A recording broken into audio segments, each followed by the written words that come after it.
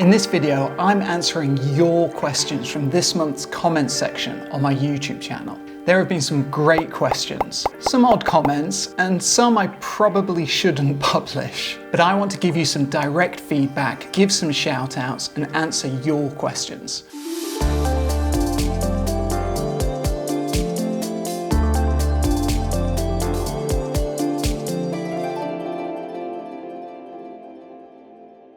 Hi everyone, my name is Sean Gallagher. I'm a professional photographer and filmmaker. If you're new to my channel, welcome. Many of you have been dropping lots of comments on my videos this month, which I really appreciate. So I've decided to do a monthly video where I answer and feature the best, the most interesting, and some of the most quirky comments that you've left. I've picked out 10 of the best, so keep watching to see if I've featured your comments. Okay, let's get started. Okay, the first comment was left by Andrew Scott T2Q1K on my video 5 street photography tips that you must know. And Andrew asks, what's your go-to lens for street photography? Okay, this is a pretty easy one. If I'm out and about, just like on my own, just shooting photos for fun, just for me, then my go-to street photography lens is the 35mm wide-angle lens. Now, I shoot on Canon, but of course, any brand will have a dedicated 35mm lens. And I really like this lens because it gives me a very natural field of view when I'm taking pictures.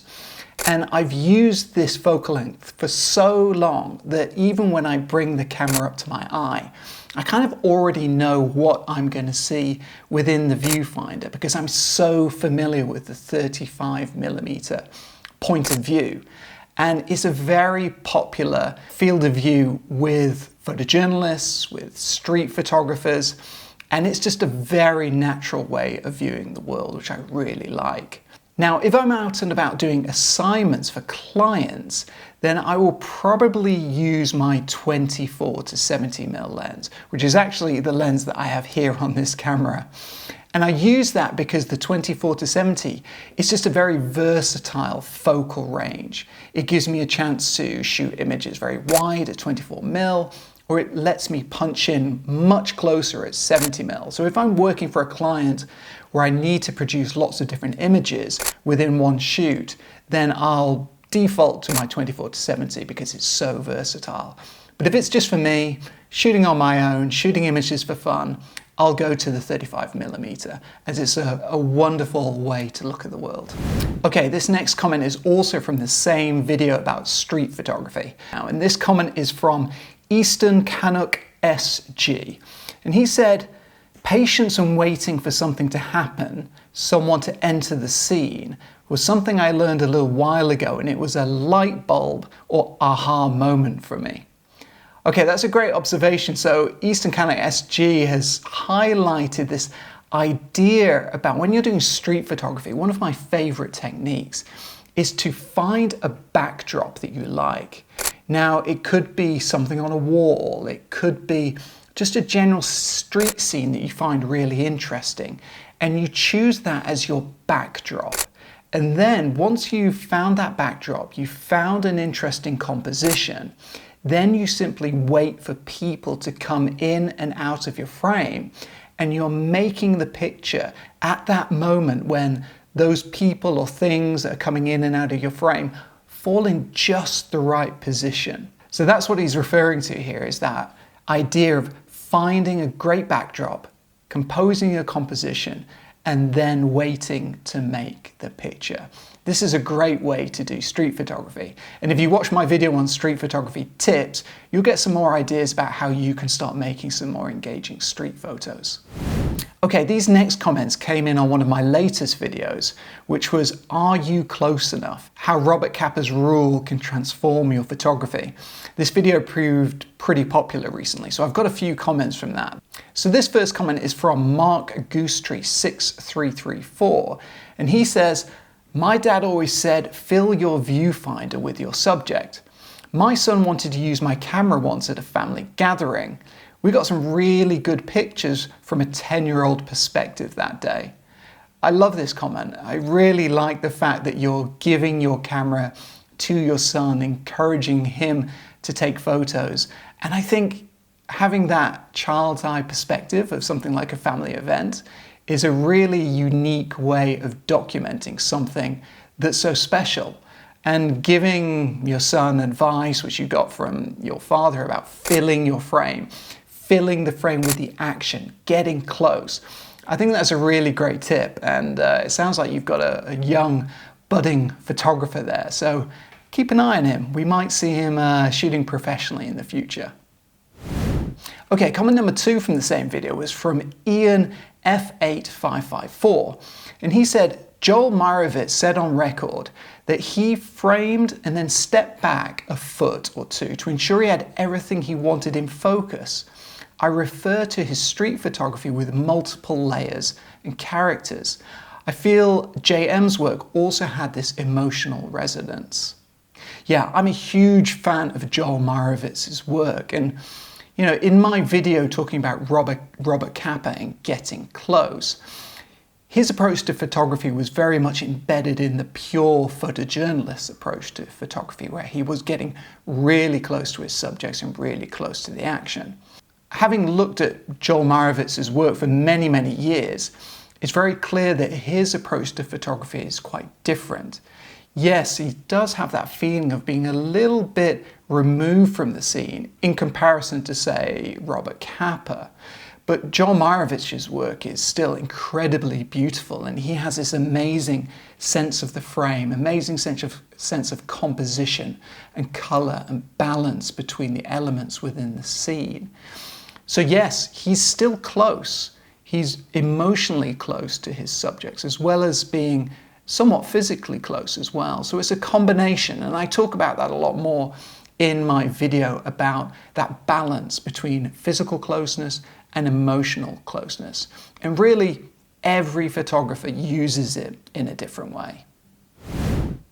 Finally, Sylvester SZE9968 says, what if I'm an introverted person who is furthermore a professional photographer but shy or doesn't have people skills to break the ice to begin with? Okay, this is another good point, because in the video I talk about the importance of being personable and gregarious, if you want to be, getting physically close to people in order to enter people's space, in order to take photos. But yeah, not everybody is like that. Many people have different personalities. Different photographers have different personalities and approaches, and that's always reflected in their images and in their work. So if you are slightly more introverted and less outgoing, it may take you a little bit more time to build up those connections with people and communities in order to get, quote unquote, closer, physically closer, especially. So it is possible. You just have to embrace your personality as a photographer and change your approach, and realize that each photographer is going to have a different approach to getting either physically close or emotionally close to their subjects. By the way, if you're looking for some quick tips to improve your photography and you want to join my online chat groups, make sure to download my ebook, The Camera Doesn't Matter. Just visit my website via the link in the description to learn more and download the ebook directly. There's a free version and a paid version, and all downloads help support the channel. Okay, this next comment came up on one of my videos about environmental portraits and how you can make really unique photos of people. And this comment is from Evtim Stefanov, I hope I got that right, 8377. And he says, thanks for your video. All of the characters of your photos look very bright. You seem to be using flash. Am I right? Well, Evan, you are right. In a lot of my portraits, especially my environmental portraits, I do like to use a little bit of off-camera flash. Now, I do that because I like to create a little bit of drama between the main subject and the background. So in some of my projects where I've been using environmental portraits, you'll see that the subject is quite bright in comparison with the background. But I do that in a way to really just make the subject pop. And I use, as I mentioned, a little bit of off-camera flash just to the side of the subject. I like to have a little bit of an angle to my light just to provide a bit of shadow on one part of the face and just to provide a little bit more depth to my subject. And just for me, just for my personal taste, I just really like the way that a little bit of soft off-camera flash can really help highlight the character in an environmental portrait. This next comment came in on one of my short videos actually, titled "Why is China currently experiencing such extreme heat waves?" Followers of my work will know that I cover environmental issues primarily with my professional work. So from time to time, I post videos about climate issues, especially here in China where I'm based. Now this comment came from Carol Mwenchow7183, and she said, "It has nothing to do with climate change. It's called judgment. And it's in the word of God, and it's tribulation time to have 3 years. And then worse judgment will come upon you. The Antichrist and the mark of the beast." Okay, I do get comments like this from time to time, especially on my videos related to climate change. It's a contentious topic. I think we all know that.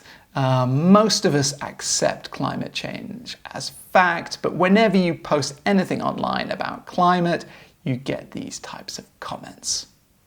I think it's just best to move on from that one. Did you know you can learn directly from me? I have a mentorship program in which I'm helping amateur photographers from all around the world improve their photography. Join us for one-on-one portfolio reviews, monthly group calls, and join a community that cares about improving your photography. Just click the link in the description to learn more and join us today. Okay, this next comment came in on one of my most popular videos titled "Learn 20 Composition Techniques in 20 Minutes." And this comment is from Leon van der Heever 6387. And he said, "You still have to develop the feel for it." Now, I get what you're saying here because in that video I was introducing all these different composition techniques that you can use when you're making photographs. But yeah, you're absolutely right. You do have to develop a feel for composition. Now, what does that mean? It means that when you look through the viewfinder and you're observing the lines, you're looking at the light, you're looking at the different elements in your frame and how they all work together, you develop a feel for how all of these things all work together within the frame. And that's a really important part of being a photographer. Now you can develop that feel, and it comes from time and it comes from practice. Now first you have to learn these techniques. You have to learn the different composition techniques that I introduced in the video. But of course then you have to go out into the world and you have to experience the pictures, experience the situations when you were taking photographs and develop that feel. And the more that you do it, the more you will develop the feeling for composition, and that will come through in your photos the more and more you shoot. This next comment came in on my video, 5 tips to capture people in action like a photojournalist, and this comment was from All Things Film 1, who asked, "I'm really interested in street photography, although I'm hoping to learn ways to take photos of people without drawing attention to myself, mostly out of fear of upsetting people who may not want to be photographed." Okay, this is another thing or another comment that I see popping up a lot on my videos, especially about street photography.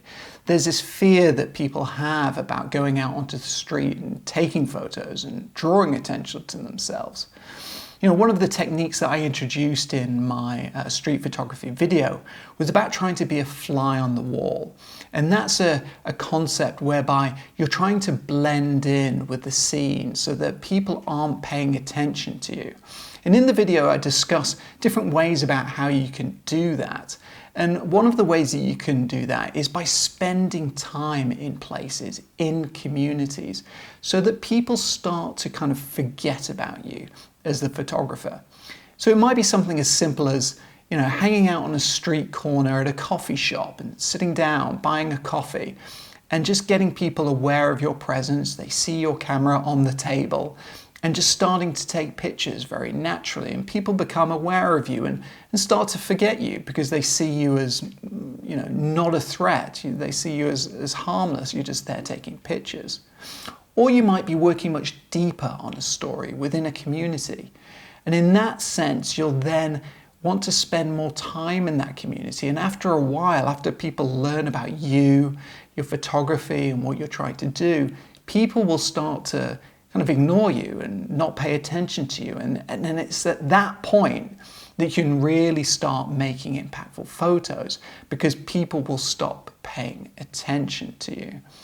So I would say if you're out and about and you're a little bit worried, try to spend more time in places. Try to connect more with the communities that you're photographing, and then hopefully some of those feelings of drawing attention to yourself and those feelings of feeling uncomfortable will hopefully start to disappear.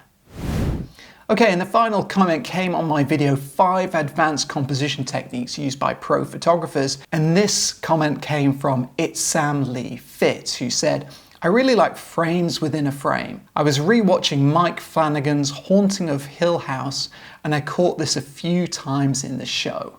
Impactful. Okay, It's Sam Lee Fitz, thanks for that comment. I'm sorry, I don't know that program that you're referring to, but it's great to hear that you spotted the frame in a frame technique, because it's one of my favorite compositional techniques and I use it a lot in my photos. And this technique isn't limited to just still photography. The frame in a frame technique can also be found in video work. So if you're watching documentaries, for example, or TV programs, movies, it's a common compositional technique that is used by both photographers and filmmakers.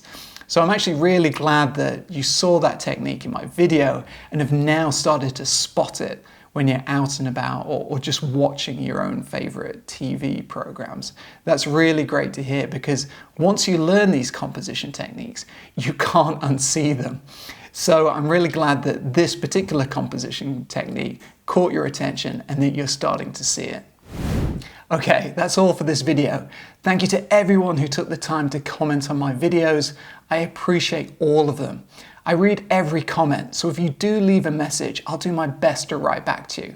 And you might also be featured in my upcoming Ask a Photographer videos. If you enjoyed this video, don't forget to give it a like, leave a comment if you have a question, and consider sharing with a friend. All of this helps support the channel.